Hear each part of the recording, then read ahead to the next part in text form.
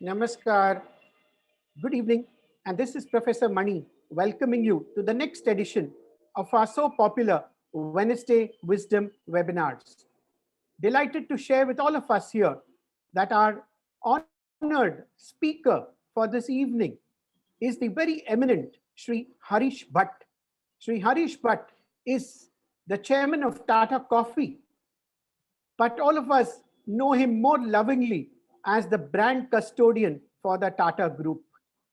Mr. Harish Bhatt has spent over 3 decades with the Tata Group and is currently also on the boards of several organizations in the Tata Group, such as Trent, the Titan Group, Tata Global Beverages, and the list is endless.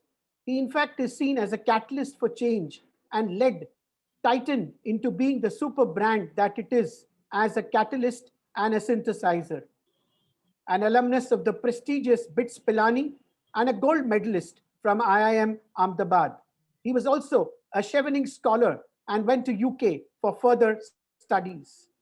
Subsequently, over the last few years, has held several key positions with the Tata Group. As recently as 2017, the ASCI, Advertising Standards Council of India, bestowed him with an award of excellence for the wonderful work that he is currently engaged in. His so popular book, Tata Log, is a bestseller, and I'm sure many of us have read so many stories about the Tata Group over there. As recently as the year 2019, he was rated by LinkedIn as one of their top voices. A person of such a stature is here with us this evening. Mr. Bhatt, on behalf of all the past presidents of the Bombay Management Association, my colleagues in the executive committee, and so many of us who have gathered here this evening from the management and academic fraternity, a very, very warm welcome. Namaste, welcome to BMA, and we look forward to a very enriching session with you. Over to you, sir, Mr. Bhatt. Thank you, Professor Mani. At the outset, let me thank BMA for inviting me to address all of you this evening. I still fondly recollect coming to BMA and addressing your meet in 2017, and it is indeed a pleasure and a privilege to be back here this evening. Thanks to all of you for taking time away from your regular schedules and being here to listen to me speak about a topic which I am very passionate about and close to, which is about the Tata brand. Actually, the brand needs no introduction to us in India. But let me just put a presentation on the screen, Professor, with your kind permission. Please, sir.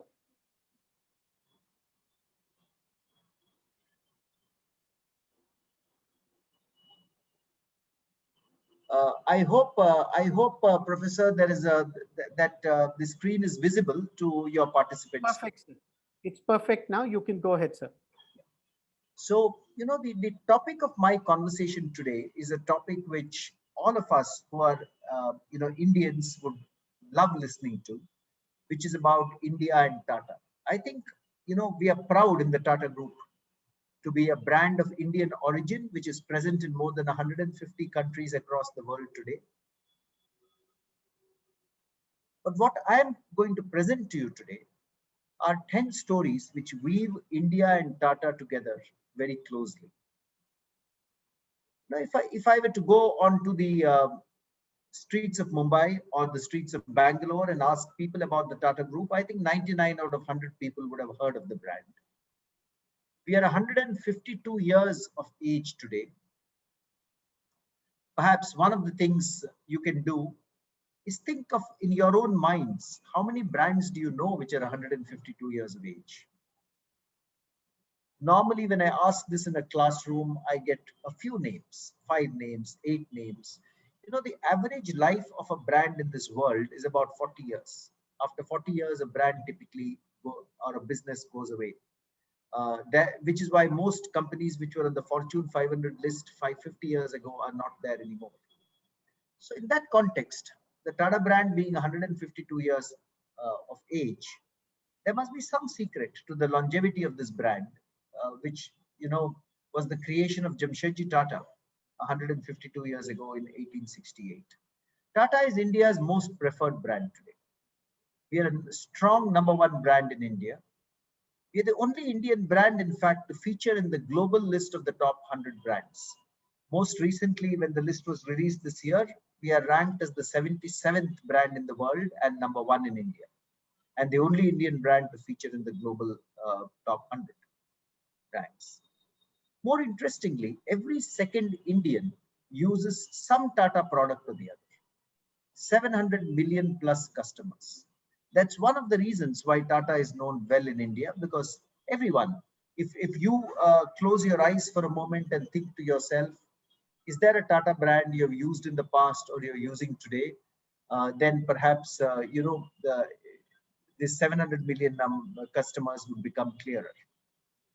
And if you really look at the Tata brand today, you can think of all these brands. All these brands will occur to you. Tata Tea, Chroma, Tata Salt, Titan, Tata Sampann, Tata Consultancy Services, Tata Motors Cars, Tata Motors Trucks, Vistara Aircraft, Taj Hotels, Tanishq Jewelry. I've shown you many of these brands.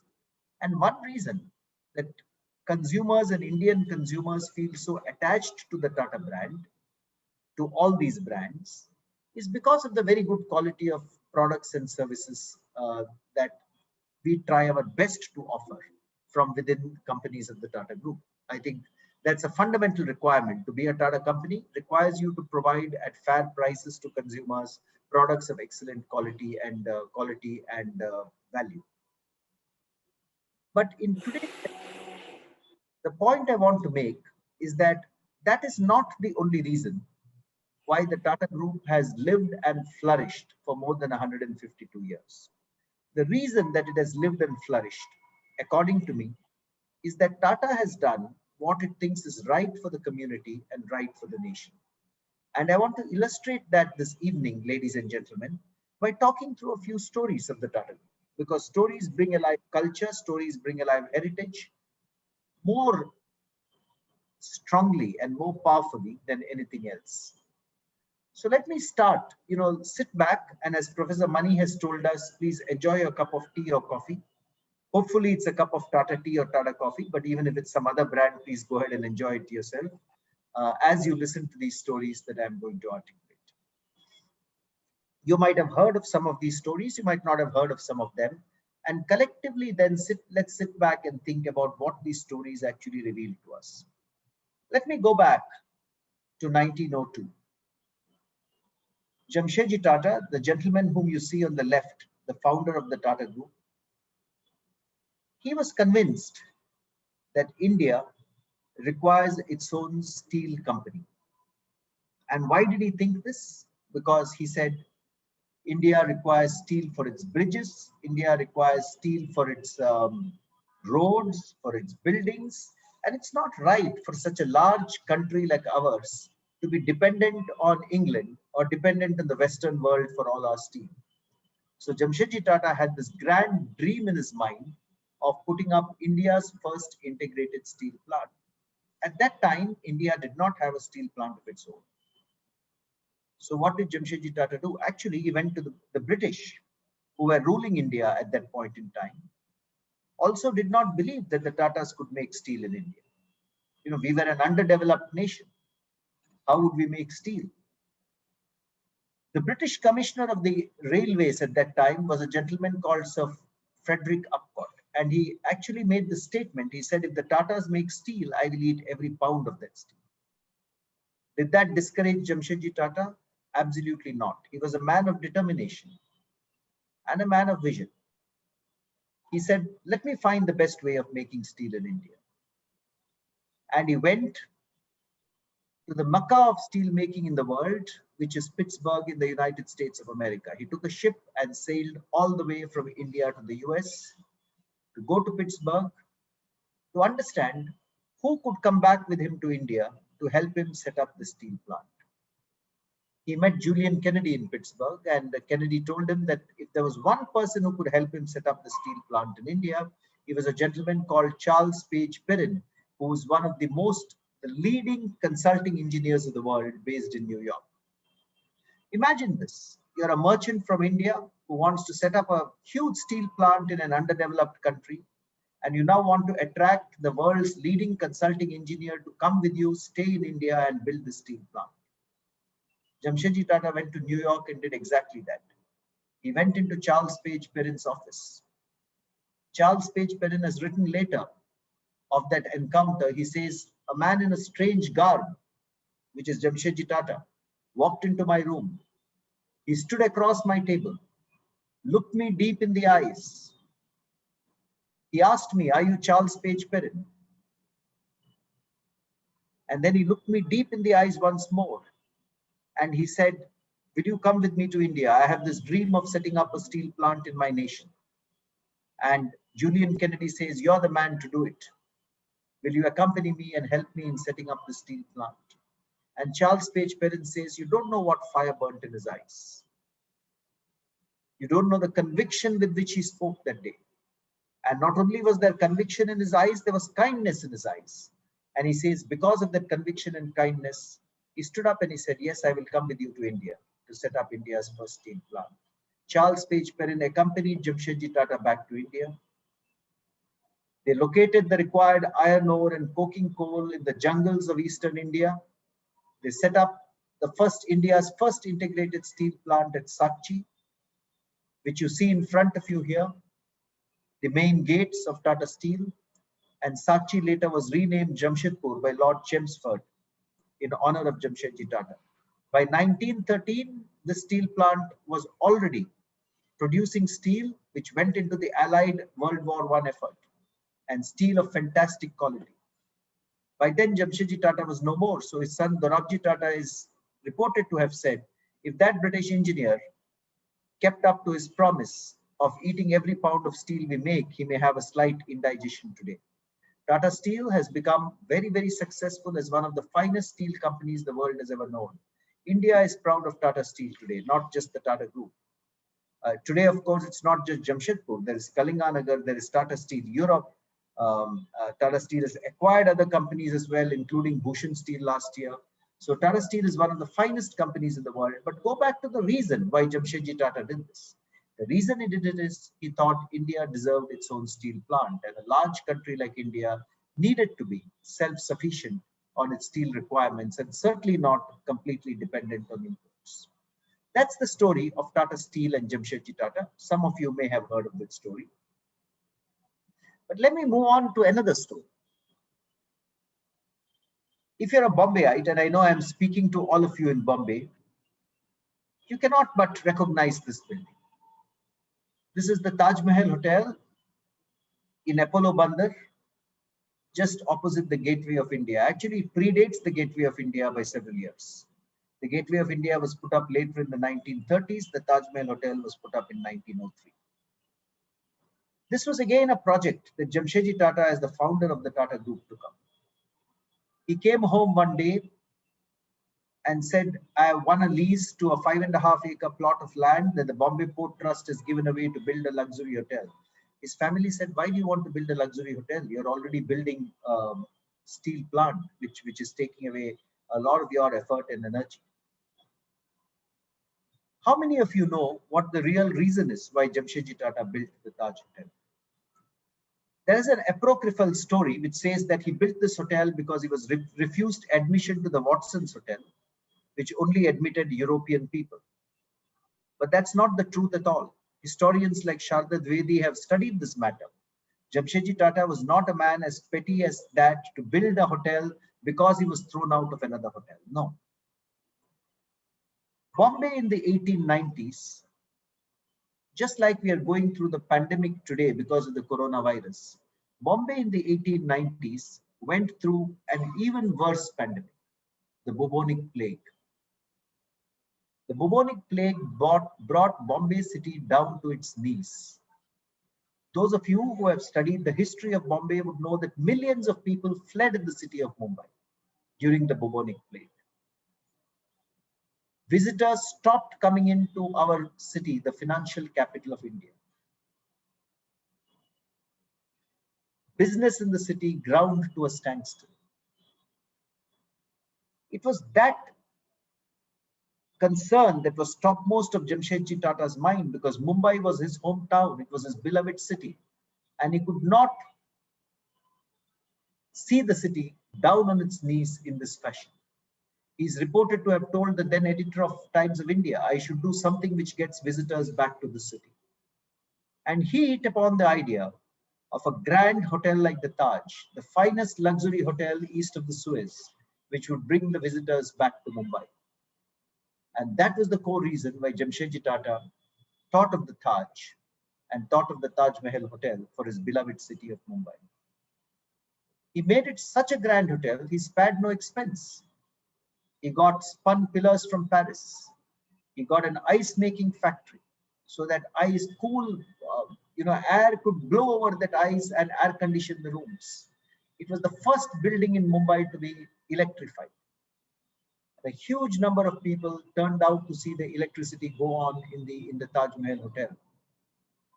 The rooms were built facing the sea so that the pure and sweet sea breeze could wash into the rooms. And then in the year 1903, the Taj Mahal Hotel opened. At the time it opened, there were 17 guests staying in the hotel.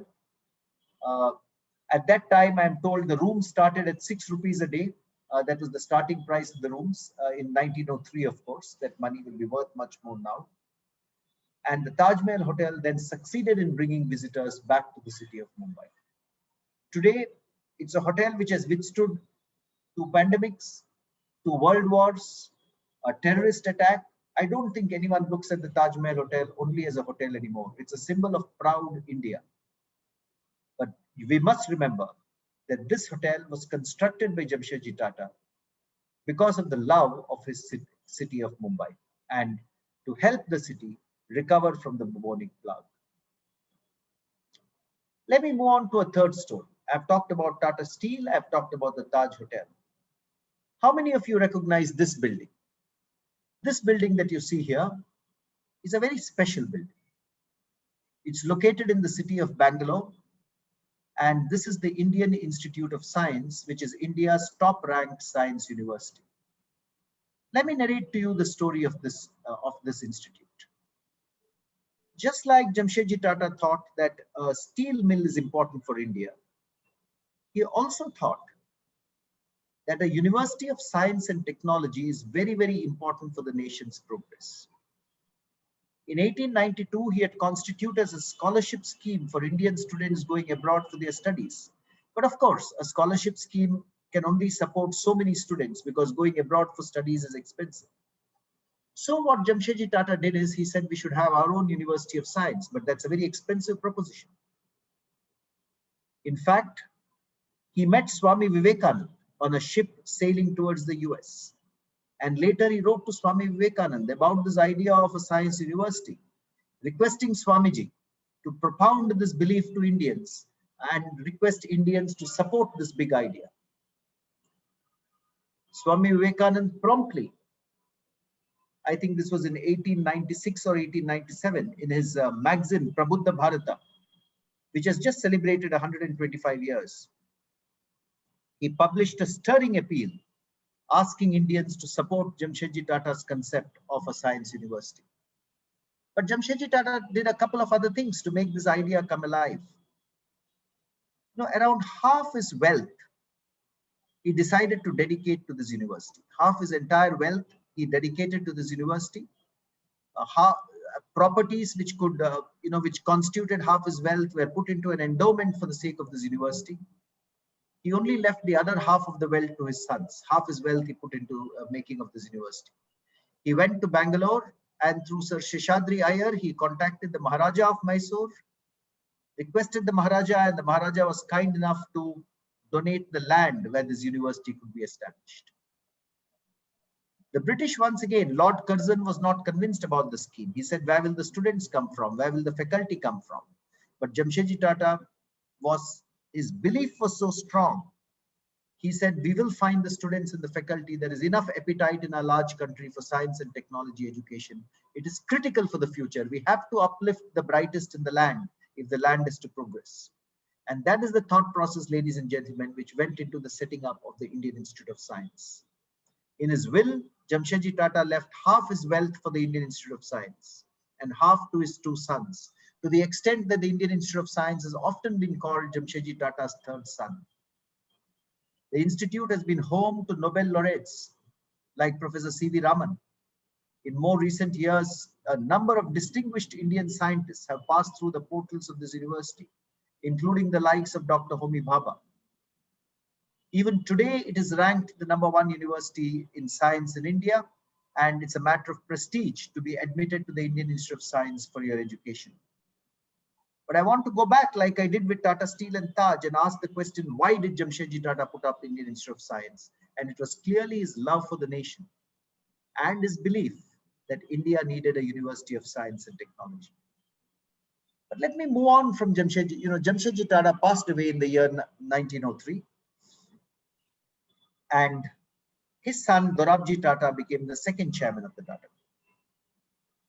And one of the first projects that Dorabji Tata did was a project which Jamshedji, his father, had spoken about, which was hydroelectric power.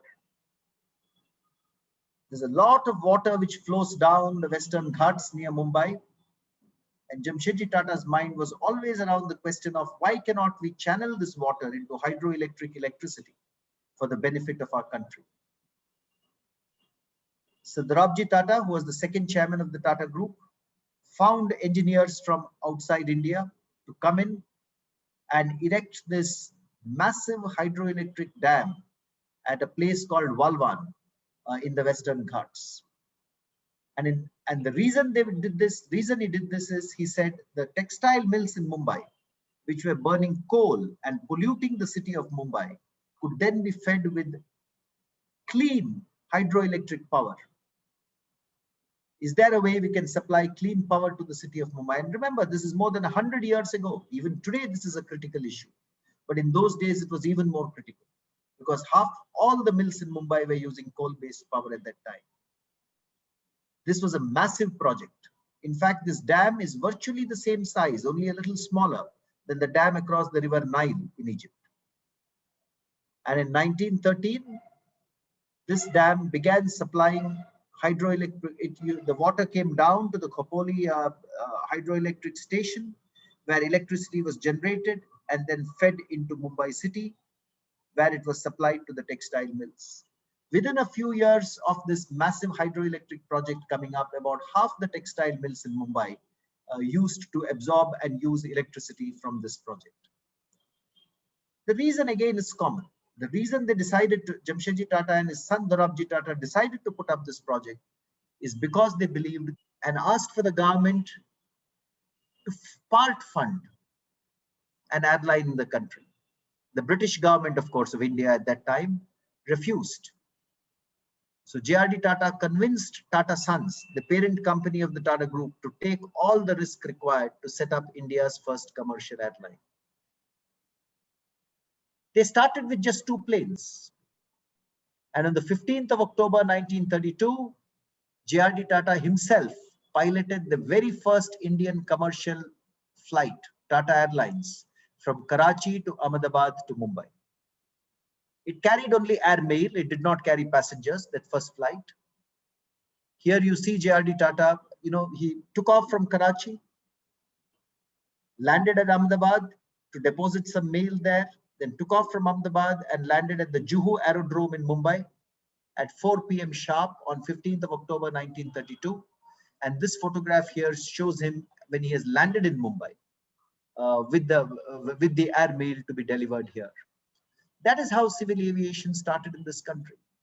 Over the next 10 to 12 years, JRD Tata personally nurtured Tata Airlines, along with the gentleman you see next to him, Neville Vincent, who was an aviator from the Royal Air Force and who actually was the pioneer who helped JRD Tata establish the Tata Airlines. This is the airline, ladies and gentlemen, which later became Indian Airlines and Air India.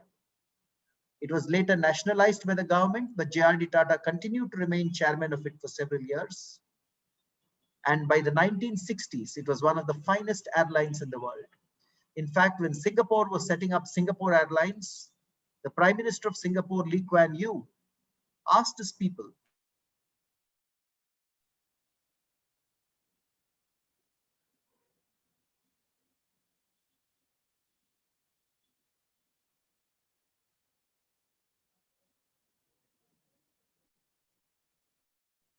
Mr. Bhatt, you've got muted by oversight. May I request you to unmute? Yes, please. Am I unmuted now? Yes, sir. Please go ahead. Yeah, at what point did I get muted, Professor Mani? You had just started talking about you'd finished Air India and Indian Airlines, and then you got Yeah. muted. So, one of the things we must understand is that Air India is of course India's national flag carrier, but the reason it was established by J.R.D. Tata was his love for India and his strong belief that India required airlines and commercial aviation. Uh, there are many stories of Tata Airlines that I can talk about. All of you will remember Tata Airlines, in Air India, and of course the famous Maharaja. But perhaps I may not have time today to speak through all those stories. So until now, ladies and gentlemen, if you sit back, I've narrated to you the stories of Tata Steel, the Taj Group of Hotels, Walwan and the major hydroelectric project, the Olympics, and Tata Airlines. And you can see that these stories are so different from each other. But what brings them together, what links them together, is the love that Jamshedji Tata or Dorabji Tata or J.R.D. Tata had for the country. But let me move on and let me move on to my next story, 1944 now. My first story started in the 1890s. I'm at 1944. India was on the verge of independence. Till 1944, the British had not created an economic plan for India's development. We were just 2 or 3 years away from independence. It was quite clear that India would become independent very quickly because World War II was near about ending. Lord Mountbatten was yet to engage in the final discussions of independence. But one of the things that J.R.D. Tata thought of was, he said, if we become independent, it's not enough to become just politically independent. We need to have an economic plan for how we are going to develop economically in the future. So he, along with G.D. Birla, along with 3 other industrialists whose names you can see here, Sir Ardeshir Dalal, you know, Kasturbai Lalbai, as well as Lala Shri Ram. They got together, 5 industrialists, and of course, Sir Purushottam Das Thakurdas. They got together and they decided to put together an economic plan for the development of India. This is what is famously called as the Bombay Plan. In those days, it was also called as the Tata Birla Plan because both J.R.D. Tata and G.D. Birla were involved in these discussions. And in the year 1944, and then J.R.D. Tata got 3 of the top technocrats of the Tata Group to draft out this plan, to research all the statistics and draft out this plan, who included A.D. Shroff and Dr. John Mathai, who later went on to become a cabinet minister in Jawaharlal Nehru's cabinet. He was the first railways minister of India, and he played a major role in drafting this plan. These industrialists, with J.R.D. Tata and G.D. Birla both included, prepared this plan for an economic development of India, which you see in the screen in front of you. The plan was published in 1944. It created a huge consternation. The British were upset. You know, they did not think that Indians could develop an economic plan for themselves, but here was this entire plan document, which was published by J.R.D. Tata, by G.D. Birla, and by the other 3 industrialists who joined them in preparing the plan. Actually, Penguin in London republished this plan. It sold so well. It was priced at ₹1 per document at that time, but it sold so well. Penguin went ahead and published this plan in the UK. The British were very upset. But it was also a plan which upset the Gandhians. The Gandhians were very upset because the plan talked about the need for large industry, whereas so it was not in line with what the Gandhians wanted. The leftists were upset with the publication of this plan. So it upset a large number of people. But J.R.D. Tata went ahead and published this plan. There is no evidence that it was ever used by Jawaharlal Nehru later. But the fact is that this plan was the predecessor to the 5-year plans which India later published and used for its economic development after independence. And once again, the reason that J.R.D. Tata did this is he thought India needs an economic plan when it goes into its independence. In 1947, of course, India got its independence, and here is the telegram that J.R.D. Tata sent Jawaharlal Nehru at 7 p.m. on the 14th of August, 1947. Just 5 hours before the midnight speech that Jawaharlal Nehru gave in Parliament House. Dear Jawaharlal, on this day, my thoughts go to you, whose steadfast and inspired leadership has brought India to her goal through these long years of struggle and suffering. I rejoice that you, who have always held so high the torch of freedom, are the first Prime Minister of Free India, and I send you my heartfelt wishes for success in the heavy task of guiding her to a great destiny. From JRD. After this, there were a number of other ventures which JRD Tata put his mind to as India became independent. One of the most famous of those was, of course, Telco, which is now Tata Motors, which was established in the 1950s to manufacture locomotive engines, then went into trucks, and today is in the trucks business, the cars business, and is today also the leader in electric vehicles in the country. I don't have the time today to cover the story of Tata Motors. Otherwise, that is yet another story of JRD Tata and Sumant Mulgaonkar and what they have contributed to the nation. But I will go to the year 1969. In 1969, well before computers and the IT revolution had swept over this world, JRD Tata established the computers division of Tata Sons, which is today known as Tata Consultancy Services. It is India's largest company by market cap today and one of India's finest companies, which flies the flag of our nation high across the world. But he thought at that time that computers are important for the Tata Group and also at a later stage for the nation. This is the reason that he requested Fakir Chand Kohli to become general manager and establish this computers division and take it forward, a company which then became TCS and is well known to all of us as Tata Consultancy Services today. But in 1969, the reason for establishing this company was the foresight that India needed computers. The Tata Group needed computers, and it's that foresight which went into establishing TCS. This was 1969, but this is the Siruseri campus of TCS in Chennai today. A company that I think every Indian is very, very proud of, but owes its birth to the foresight of JRD Tata. 30 years later, another industry, another chairman, another proud of India story, another make in India story. By now, in the 1990s, JRD Tata had passed away and Mr. Ratan Tata had become chairman of the Tata Group.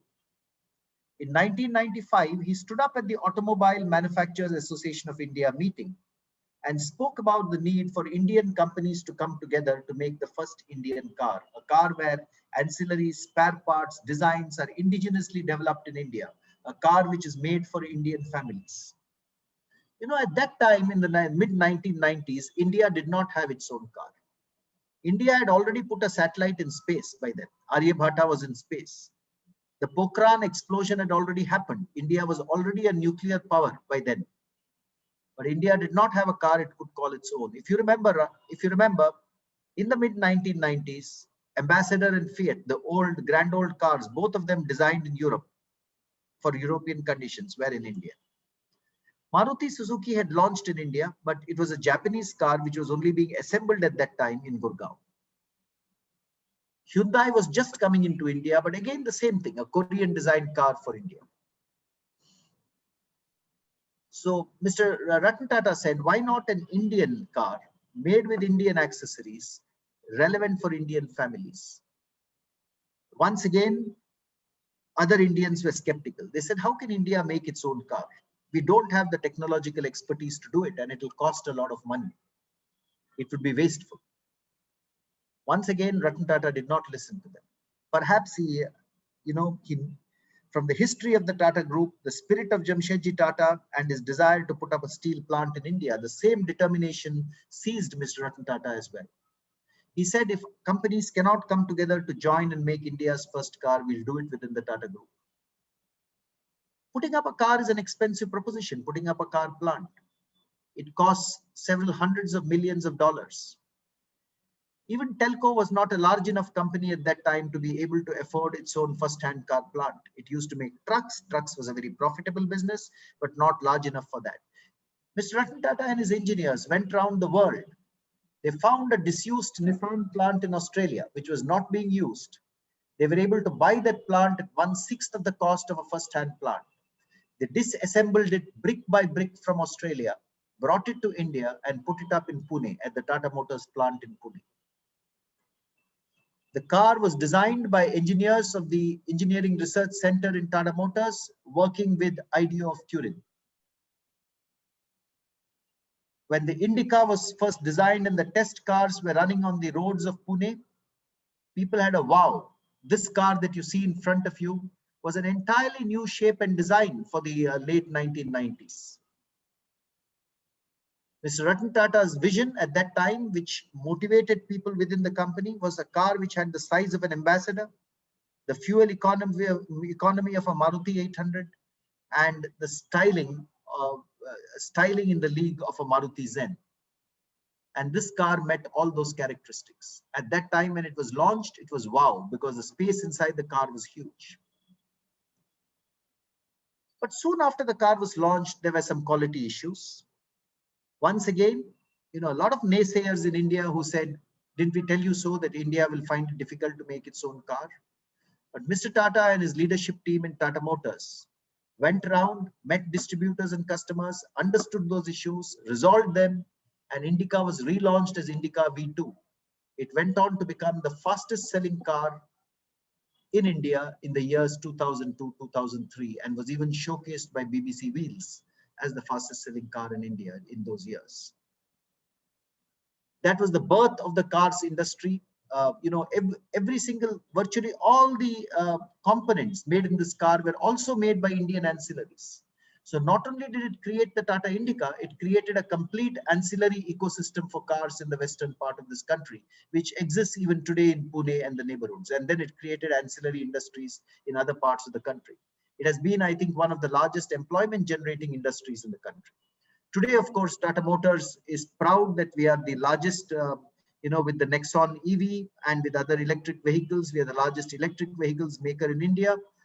And the fastest growing cars company in the country. But we must remember that this was actually the spirit with which the first Tata Indica was born. When people have asked Mr. Ratan Tata, he has often said, people may say we succeeded, or people may say we did not succeed, but we thought of it and we did it. We built India's first car. That was the spirit with which the Tata Indica was created. I should move on now to a very different space, 2004. One of the things that the country required was help in the fight against cancer. Cancer was growing as a scourge. The Tata Memorial Hospital had already been created by the Sir Dorabji Tata Trust in the 1940s in Mumbai. And it was now being run by the Atomic Energy Department of Atomic Energy, being run exceedingly well by then. But in the eastern part of the country, there were an increasing number of cancer cases.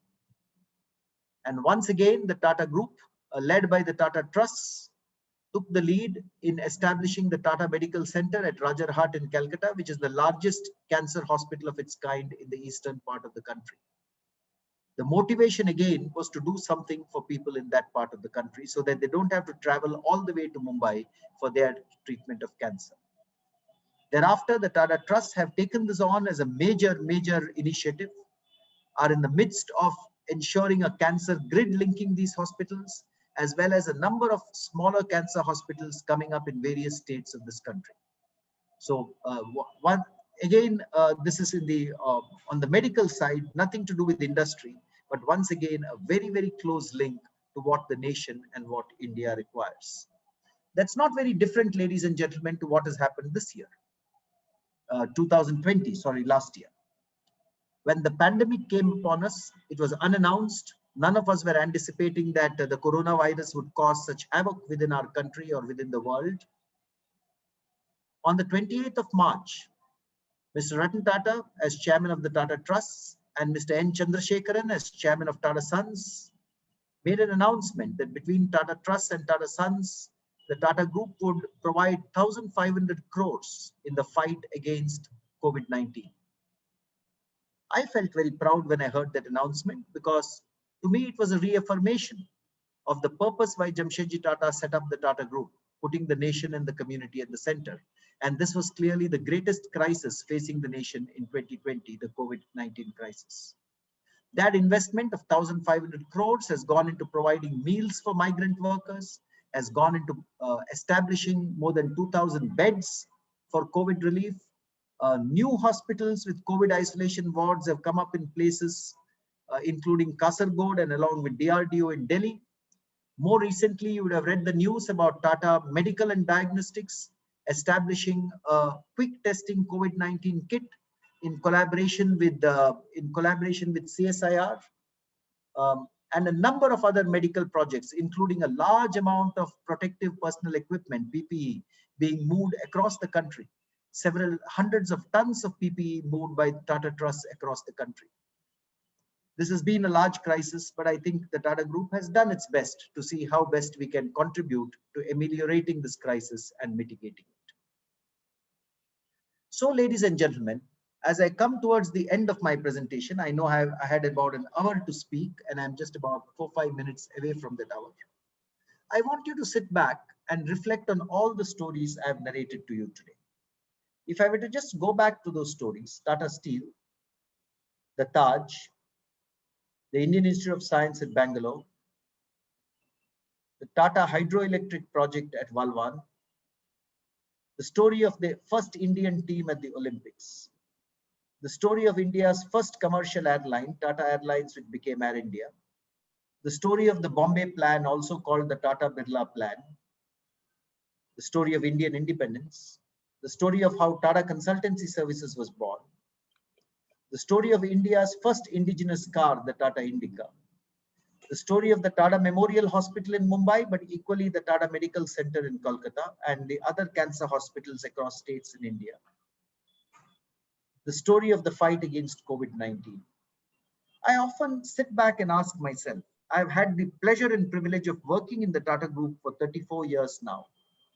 And I ask myself, what is behind this? What is the philosophy that leads to an industrial group doing all this across this has been consistent behavior across 150 years. There must be something pulling this all together. There must be some central philosophy which is at the heart of each of these actions. And when I look at that, and when I look at the pictures of Jamshedji Tata, J.R.D. Tata, Ratan Tata, Dorabji Tata, what comes to mind is the philosophy which Jamshedji Tata, our founder, had defined and which each of our chairmen thereafter has taken forward. What did Jamshedji Tata say? He said, in a free enterprise, the community is not just another stakeholder in business, but is in fact the very purpose of its existence. Think of those words, the community, the very purpose of the existence of a business corporation. Of course, a business corporation has to make profits. We have to be very competitive. We have to establish brands which cater to people's needs, whether it is Tata Tea or Tata Salt or Tata Cars or Taj Hotels or Titan Watches or Tanishq Jewelry or Voltas Air Conditioners. Those brands have to do very well. But at the center, the purpose why the group was set up was to keep the community at the center of its existence. And what did Jamshedji Tata and his sons do? And what did the succeeding chairman of the Tata Group do? What they did was that Jamshedji Tata and his sons ensured that the majority equity of the holding company, Tata Sons, is held by the Tata Charitable Trust. Even till today, 66% of the share capital, equity share capital of Tata Sons, the holding company, is held by the Tata Charitable Trust, which means that 66% of the dividends of the Tata Sons, which comes from the profits of our companies, go to the Tata Charitable Trust, which then use them to create institutions like the Indian Institute of Science, or institutions like the Tata Memorial Hospital, or institutions like the Tata Medical Center, or which use them for healthcare, or to create livelihoods. So both through the companies which deliver for the country, as well as through the Tata Trust which deliver to the country, you will see that our founder's mission comes of life when he says that the community is the very purpose of our existence. That is why so many of us love to work for the Tata Group. When we get up each morning, we know that we are working to create strong brands, that we are working to create very good products. But we also know that a majority of the profits that we earn eventually go back to the Tata Charitable Trust. And through these trusts, they flow back into society, the community, and the nation. Mahatma Gandhi, the father of our nation, visited Jamshedpur in the year 1925. And he said these words: God grant that in serving the Tatas, you will serve India, and you will always realize that you're here for a much higher mission than only working for an industrial enterprise. That is the mission that the Tata Group is seized of. And that is the mission that I am confident we will remain true to for the next 150 years, just like we have been true to it for the past 150 years.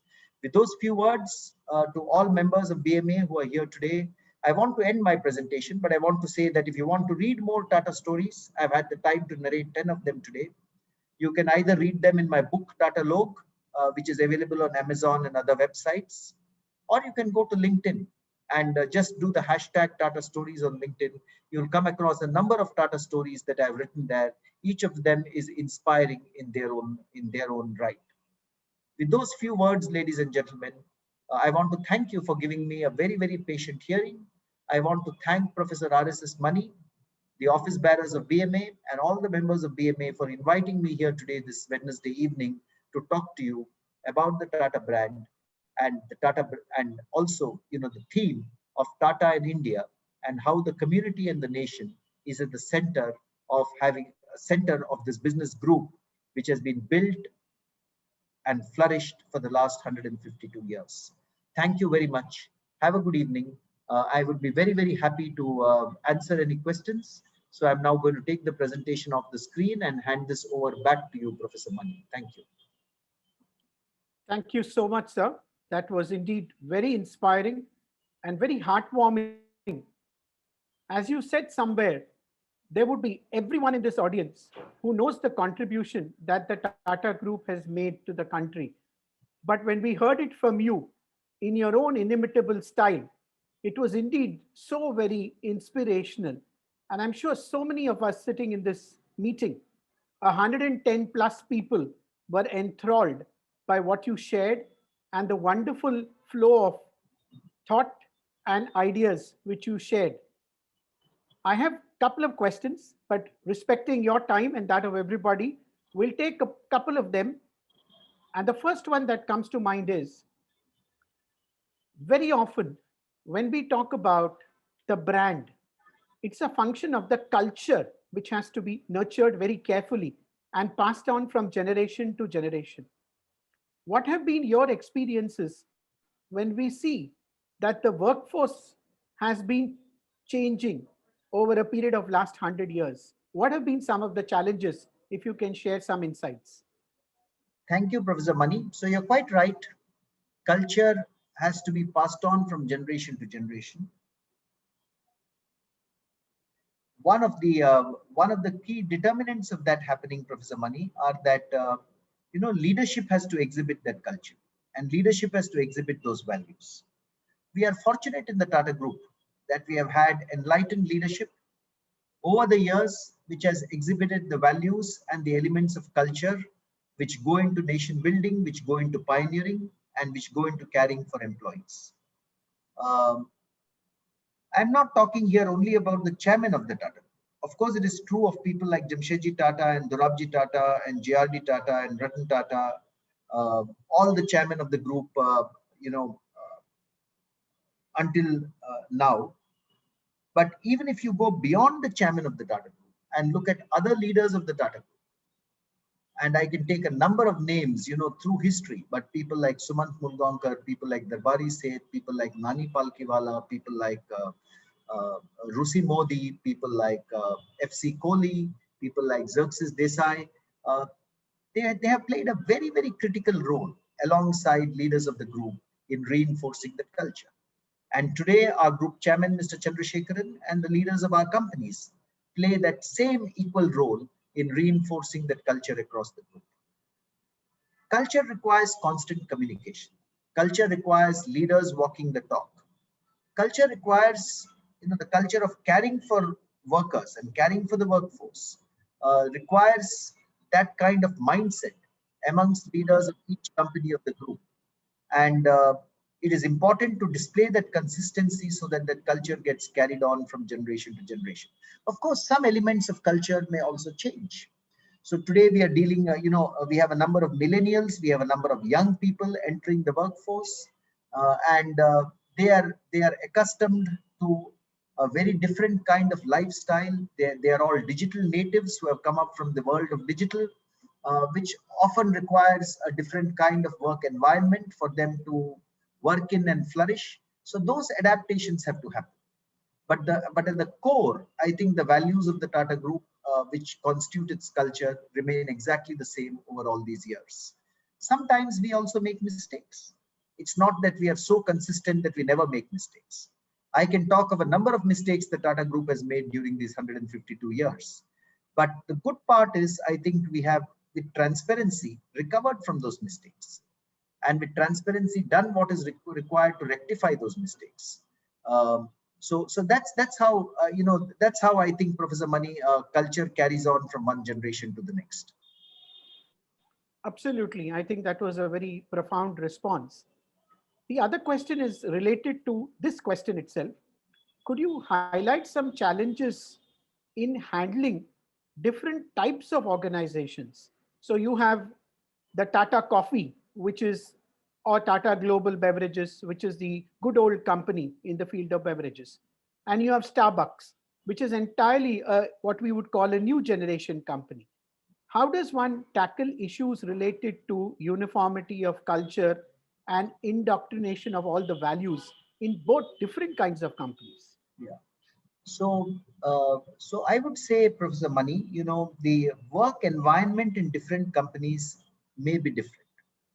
If you're a retailer like Starbucks with cafes on high streets or malls, or even if you're in the retailing business like Titan or Tanishq or Westside, you may need a certain work environment for our workers within the shop floors of those stores, which is very different from the work environment of a factory in Tata Steel or Tata Motors, which is making steel or cars.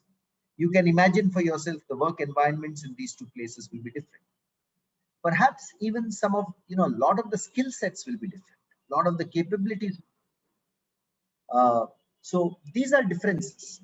But the values of the Tata Group, the values of the Tata Group, which are to do with pioneering, which are to do with teamwork, which are to do with caring for our people, which are to do with trust, building trust and relationships based on trust with our stakeholders. Those values remain unchanged, and that requires a lot of communication.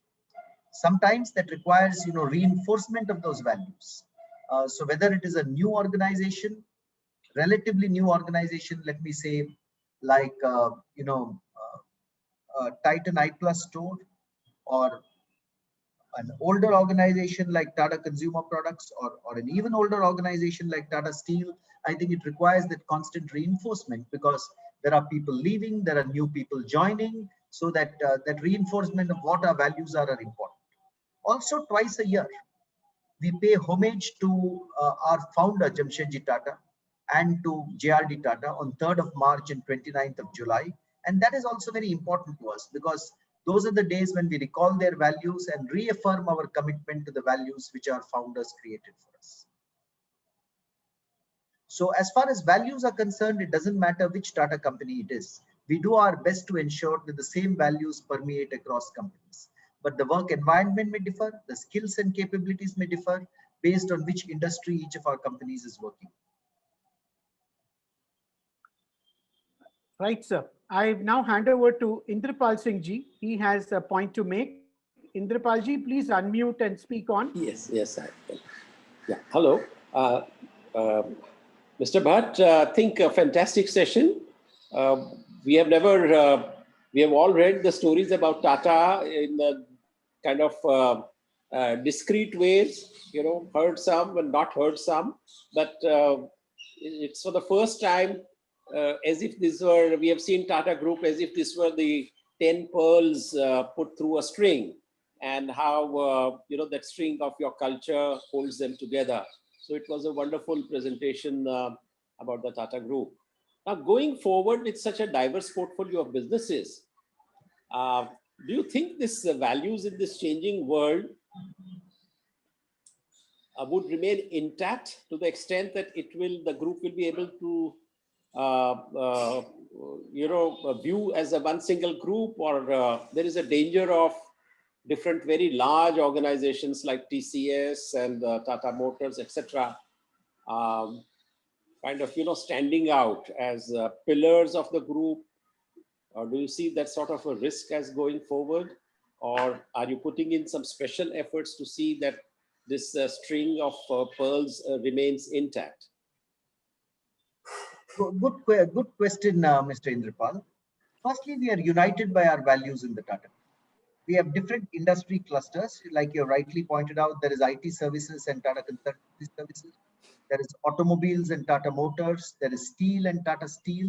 There is consumer products with Tata Consumer Products, with Titan, with Trent, with Chroma, Tata Starbucks, all those companies. Then you have, the infrastructure companies with Tata Projects, with Tata Aerospace and Defense, with Tata Housing and Tata Realty. Then you have a set of companies in the financial services sector like Tata Capital, Tata AIA, Tata AIG, Tata Mutual Fund. You have a set of companies in the hospitality and tourism sector, whether it is the Indian Hotels Company or Vistara or AirAsia. So you have these different clusters of the Tata. And each of those clusters will have their own momentum, will have their own strategies and plans for the future. Having said that, what unites all of us are the values and the Tata brand. The Tata brand is India's most powerful brand, and it's a brand which is licensed by Tata Sons, the parent company to each company which uses the brand. And for using the brand, each company has to follow a few things. The Tata Business Excellence model, which ensures business excellence across all sector, across leadership, across strategy, across human resources, across data and analytics, across customer experience and customer excellence. So every company using the Tata brand has to deliver to a certain common set of criteria which are laid out in the Tata Business Excellence model. Every Tata company also, and every employee of every Tata company has to sign on to the Tata Code of Conduct, which is very critical for us because there is a certain way of doing business that the Tata Group is very committed to. People move across the group. In my own career with the Tata Group, I started with Tata Tea. I then went into Tanishq. I went to Titan. I went back as the managing director of Tata Consumer Products. I am now with Tata Sons. A lot of people like me move across the group. So there are so many unifying factors across the group, including the Tata brand, the Tata Business Excellence model, the Tata Code of Conduct, people across the group. And I think those unifying factors are very, very strong. Having lived within the Tata Group for 34 years, first and foremost, I always feel like a Tata employee before I feel like an employee of any company of the Tata Group. So that feeling is very strong. And I would think a lot of my colleagues are like me, who get up in the morning and feel proud that we are part of a group which has contributed and will continue to contribute so much to the community and the nation. And for that very reason, I think we will, it's always a challenge to maintain values going into the future, no doubt about it. When we are 700,000 employees across the globe, that challenge will always exist. But I think that is why we have all these processes in place, and we do our best to ensure that the values which have carried us here so far and which have made us India's most trusted business group and India's most valuable brand, those same values will carry forward into the future. And we take a lot of efforts to do our best to ensure that that happens. All right. Thank you, sir. I must tell you that there are so many comments in the chat box which say that this was truly a very heartwarming session, full of passion. And it was evident how much you were speaking from your heart, sharing all these wonderful stories of Tata. To respect your time, we'd like to put a pause to this learning process. I'm saying pause because, as Mr. Bhatt said, you can still connect to him through LinkedIn. You can see a lot of his videos on YouTube where he shares his passion about the Tata Group and similar such stories and experiences. Thank you, Mr. Bhatt, for finding the time for us this evening, despite your very, very hectic schedules. And I'd like to also thank your team from the office who enabled this entire activity for us, both Sri Lakshmi and Arlene. May I request all our participants to put on our videos so that we can have a group photograph, though digitally, with Mr. Bhatt, so that we can remember this wonderful session and sharing by Mr. Bhatt for Bombay Management Association this evening. you have a quick minute to put on your videos so that we can capture this moment that we spent with Mr. Bhatt together, learning about how Tata has contributed to India. And this, I'm sure, is going to be a great learning lesson we will cherish for time to come. Professor Mani, may I just respond Those to on the what you first said? So please go Yes, ahead, Professor please. Mani. Sorry, I've All interrupted you. yours. Yeah, you were saying something. No, I was just about to say that we have 5 screens, so everybody be a little patient and keep your videos on while our digital team, Lakshmi, Supriya, Deepa from Bombay Management Association will do the needful in capturing this special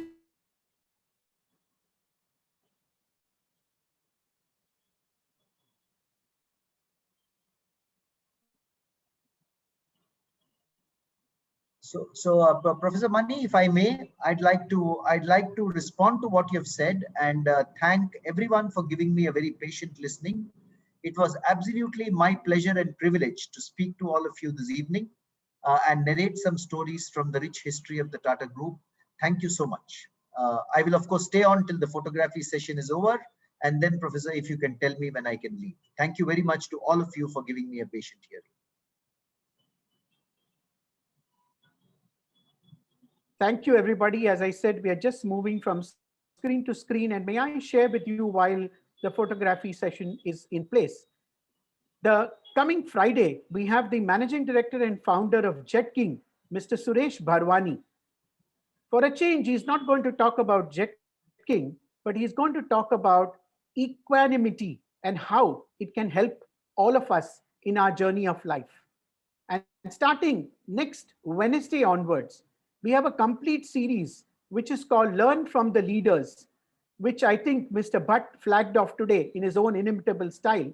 Next Wednesday, Thursday, Friday, Saturday, we have 4 leaders from different organizations talking to us as a countdown for the National Management Day of the All India Management Association, which BMA is also celebrating. 10th of February, we have the JK Story, an Indian super brand by Harshpati Singhania, the chairman and managing director, and also the president of IMA.